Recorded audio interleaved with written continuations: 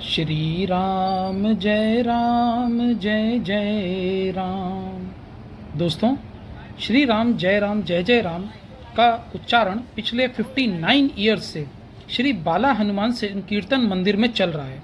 जी हाँ दोस्तों, एक साथ 1964 से यानी एक साथ 1964 से ये जो मंदिर आप देख रहे हैं ये श्री बाला हनुमान संकीर्तन मंदिर है। इसके अंदर ये जाप लगातार चल रहा है।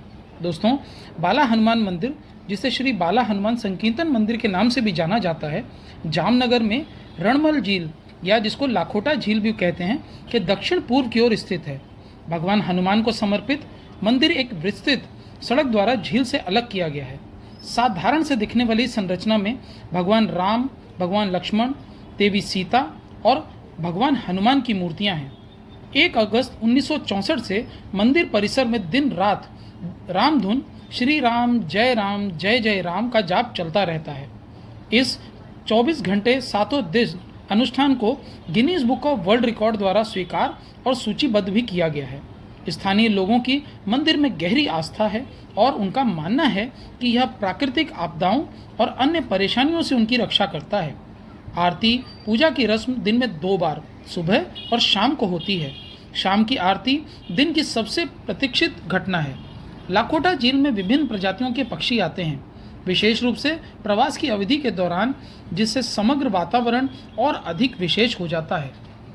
दोस्तों, आप इस समय जिस बिल्डिंग को या सामने जो देख रहे हैं वह लाखोटा झील में स्थित जो यहाँ का किला है वो है, और अभी हम लोग मंदिर के अंदर जाने वाले हैं। तो चलिए दोस्तों, चलते हैं अंदर और श्री राम जय जय राम ये जो धुन है ये लगातार 59 वर्ष से यहाँ चल रही है और लोग पाठ पूजा करने के लिए इस मंदिर में दूर दूर से आते हैं।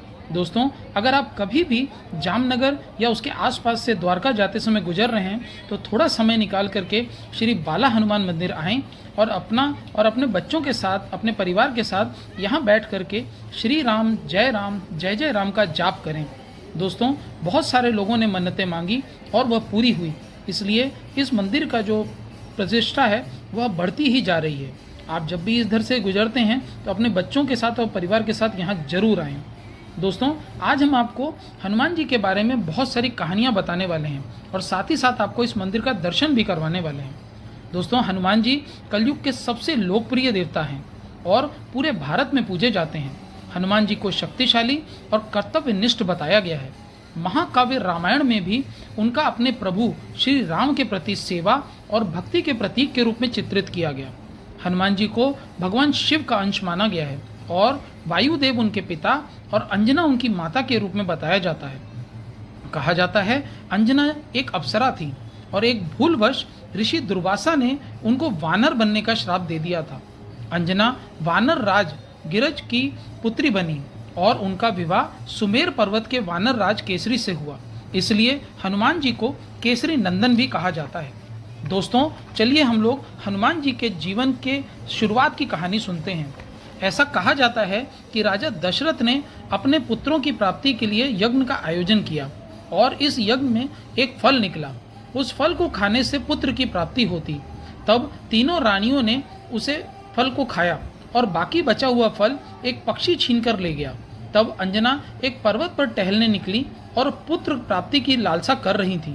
तब वह पक्षी उस पर्वत पर फल फेंक कर चला गया। तब वायुदेव ने उस फल को उठाकर अंजना को दे दिया और फिर शिवजी प्रकट हुए और उन्होंने अंजना को निर्देश दिया कि वह इस फल का भोग करें। ऐसा करके उन्होंने हनुमान जी की कल्पना की। वही बचा हुआ फल कैकेयी के हाथ से पक्षी ने छीना था। अंजना ने वही फल का उपभोग करके हनुमान जी का जन्म हुआ, इसलिए श्री राम हनुमान जी को भरत के समान भाई भी कहते हैं। दोस्तों, ये जो दूसरी कहानी मैं आपको सुनाने जा रहा हूँ ये उस समय की है जो आपने सुनी होगी जब हनुमान जी ने सूर्य को निगलने की कोशिश की थी।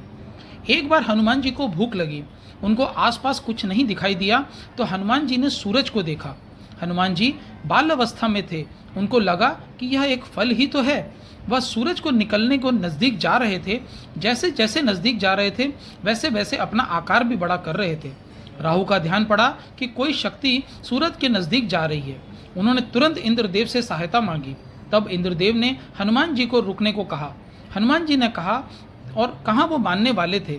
तब इंद्र ने वज्र से हनुमान जी पर प्रहार कर दिया। हनुमान जी मूर्छित होकर नीचे गिर गए। यह बात हनुमान जी के पिता पवन देव को पता चली। पवन देव क्रोधित हो उठे। उन्होंने सृष्टि के वायु चक्र की गति को बंद कर दिया। अचानक से हवा रुक गई और जीवों का दम घुटने लगा। देवताओं को चिंता हुई और इस प्रकार वायु के थम जाने से तीनों लोगों की गति रुक जाएगी। तुरंत उनसे माफ़ी मांग करके उन्होंने वायु को चालू करवाया। दोस्तों, एक और कहानी है जिसमें हनुमान जी को उनकी शक्तियों के बारे में पता चलता है। संकट के समाधान के लिए सारे देवता जाकर के पवन देव से इंद्र के किए गए क्षमा मांगने लगे। उनको शांत करने के लिए सभी देवताओं ने अपनी अपनी शक्तियां और वरदान देने लगे। जैसे ब्रह्मा ने अमृता का वरदान दिया और कहा कि वे अपनी इच्छा से अपनी उपस्थिति बदल सकेंगे। सूर्य देव ने कहा कि वह अपनी ऊर्जा और चमक का एक हिस्सा देंगे और चाहे उन्हें वेद का ज्ञान भी सिखाएंगे। वरुण ने कहा कि वह लंबी उम्र के बावजूद वह पानी के प्रभाव से अप्रभावित रहेंगे। यम देवता ने कहा कि उन्हें कभी यम यातना से डरना नहीं पड़ेगा। विश्वकर्मा ने उन्हें वरदान दिया कि उनके द्वारा बनाए गए किसी भी शस्त्र से उन्हें कभी कोई आहति नहीं होगी। कुबेर ने उनकी गदा प्रदान की और युद्ध में विजयी बने रहने का आशीर्वाद दिया। इस प्रकार देवताओं द्वारा दी गई शक्तियों से हनुमान जी धन्य धान्य हुए। हनुमान जी को कौन सा श्राप है, क्या आपको पता है? दोस्तों, इस प्रकार हनुमान जी थोड़े जब बड़े हुए तब वह बड़े शरारती हो गए थे। वह जंगल में रहने वाले ऋषियों को बहुत परेशान करते थे। उनके नटखटपन से परेशान होकर के एक ऋषि ने उनको श्राप दिया कि वे अपनी सारी शक्तियों को भूल जाएंगे। दोस्तों, वह उसी क्षण सारी शक्तियों को भूल गए। माता अंजनी को पता चला तो वह माता ने बालक की भूल का पश्चाताप किया और ऋषि से क्षमा मांगी। तब ऋषि ने बताया कि जब इसे शक्ति की सबसे ज़्यादा आवश्यकता होगी तब उसे जब भी कोई याद दिलाएगा तब उसे अपनी सारी शक्तियों का स्मरण हो जाएगा। दोस्तों, आपने सीता माता की खोज में तो हनुमान जी के बारे में सुना होगा। जब श्री राम अपनी पत्नी सीता और भाई लक्ष्मण के साथ वन में थे तो अपने पिता राजा दशरथ को अपनी सबसे छोटी रानी कैकेयी को दिए गए वरदान का पालन करने के लिए तब सीता का अपहरण लंका के राक्षस राजा रावण ने किया था। जरूरत के इस समय में हनुमान जी ने श्री राम और लक्ष्मण से मुलाकात की और उन्हें किष्किंधा के निर्वासित राजा सुग्रीव के पास लेकर के गए। श्री राम की मदद से सुग्रीव ने अपने बड़े भाई बाली को मार कर और किष्किंधा की गद्दी हासिल की। इसके बदले में सुग्रीव ने श्री राम को सीता को खोजने में मदद करने का वचन दिया। सीता को खोजने में श्री राम की सहायता करने के लिए सुग्रीव ने भालुओं और बंदरों की फौज बनाई।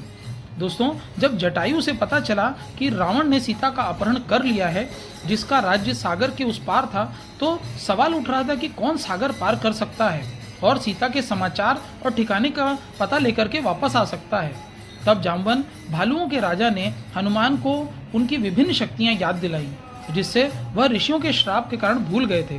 तब हनुमान जी ने सागर के ऊपर से उड़ान भरी और लंका में सीता जी से मुलाकात कर राम की अंगूठी उन्हें दी और आश्वासन दिया कि राम अपने सैनिकों के साथ आएंगे और रावण को हराने के बाद उन्हें वापस ले जाएंगे।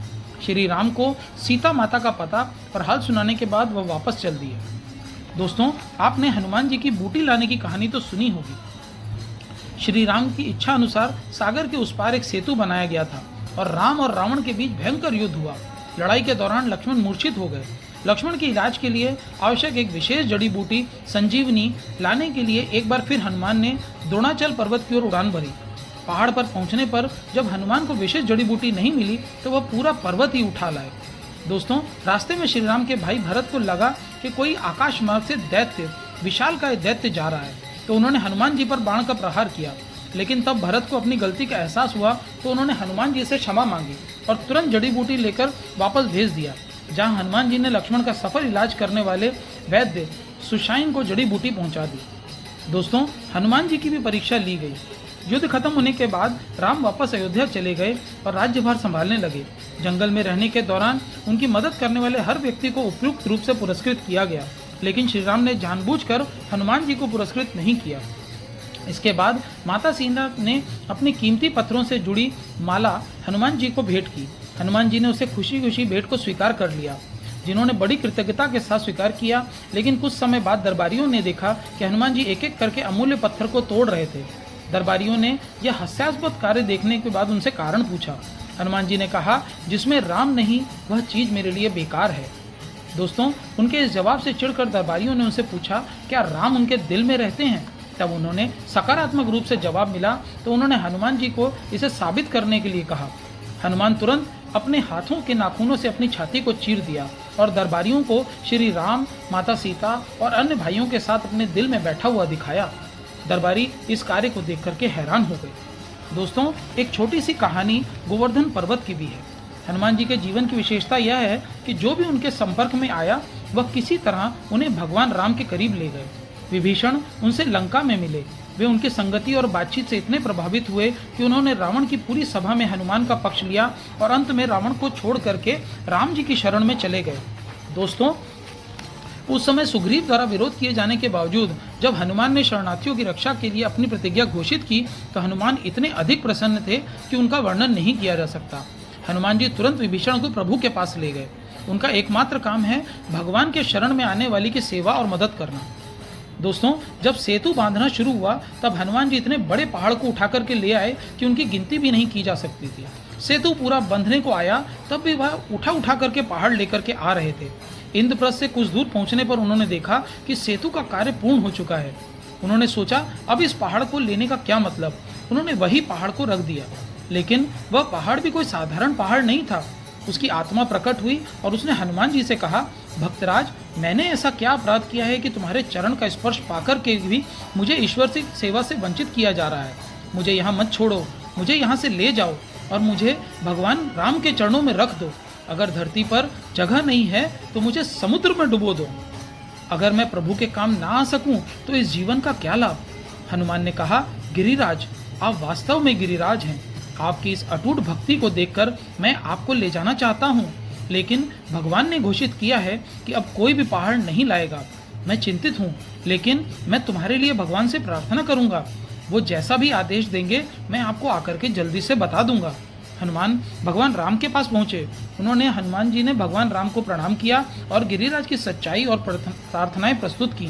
प्रभु ने कहा, हनुमान, गोवर्धन पर्वत मेरा सबसे प्रिय है। आपने उसका उद्धार किया है। आप जाओ और उसे बताओ कि द्वापर युग में मैं कृष्ण के रूप में अवतार लूंगा और इसे अपने लिए इस्तेमाल करूंगा और 7 दिनों तक उनको अपनी उंगली पर उठा करके वज्र जनों की रक्षा करूंगा। दोस्तों, हनुमान गोवर्धन पर्वत के पास वज्र भूमि में गए और गिरिराज गोवर्धन को भगवान का संदेश सुनाया। हनुमान की कृपा से गोवर्धन गिरी भगवान के परम कृपा पात्र बन गए। यह भगवान की नित्य लीला का हिस्सा बन गए। दोस्तों, इस प्रकार से हनुमान जी की बहुत सारी कहानियाँ मशहूर हैं जो आपने सुनी हैं, बट आज भी अपने बच्चों को सुनाते समय हम लोगों को बहुत सारी कहानियाँ याद नहीं रहती। इसलिए आज इस वीडियो के माध्यम से मैंने हनुमान जी की जितनी भी प्रसिद्ध कहानियाँ थीं वो सब आपको सुनाई हैं। इस वीडियो को अपने बच्चों के साथ शेयर कीजिए। देखिए, बच्चे अगर एक बार जाप में लग गए, अपने धर्म के बारे में जानने लग गए, तो वह बहुत ही अंदर से सुदृढ़ हो जाएंगे और उन सभी मुसीबतों का सामना बड़ी आसानी से कर लेंगे जो जीवन में हम सब पर आती हैं। दोस्तों, मेरा आप लोगों से हाथ जोड़ करके विनंती है, आपने मेरा कोई भी वीडियो देखा हो या ना देखा हो, बट ये वाला वीडियो अपने बच्चों और अपने परिवार के साथ ज़रूर साझा करिएगा। हमारे देश में हनुमान भक्ति के बारे में लोगों को जागृत करने की बहुत ज़रूरत है। हमें भी श्री राम की तरह हमेशा अपने नीचे जितने भी लोग आते हैं उन सब को भगवान के साथ जोड़ने की ज़रूरत है और प्रभु श्री राम के साथ जुड़े रहने के लिए हनुमान जी ने भक्ति करने का एक ही मार्ग बताया है, श्री राम जय जय राम। बस इसका ही पाठ करते रहने से हनुमान जी प्रसन्न रहते हैं और अपने सभी भक्तों का जितना भी काम होता है वह आसानी से करवा देते हैं। आप जब भी इस मंदिर में आएँ तो अपने बच्चों के साथ बैठ करके यहाँ पर आराम से श्री राम जय जय राम का पाठ जरूर करें और जब भी किसी से मिलें तब भी आप यही बोलें, नमस्ते की जगह श्री राम जय राम। आप सभी लोगों का कल्याण हो। भगवान राम, भगवान हनुमान आप सभी के ऊपर कृपा बनाए रखें, आपके परिवार को हष्ट पुष्ट रखें और सभी लोगों को आपस में मिलनसार बना के रखें। इसी के साथ आप सभी लोगों का बहुत बहुत धन्यवाद। आपने इस वीडियो को अंत तक देखा, आप सभी लोगों का धन्यवाद। अपने बच्चों के साथ इस वीडियो को जरूर साझा करिए, अपने परिवार को श्री राम के साथ जोड़िए।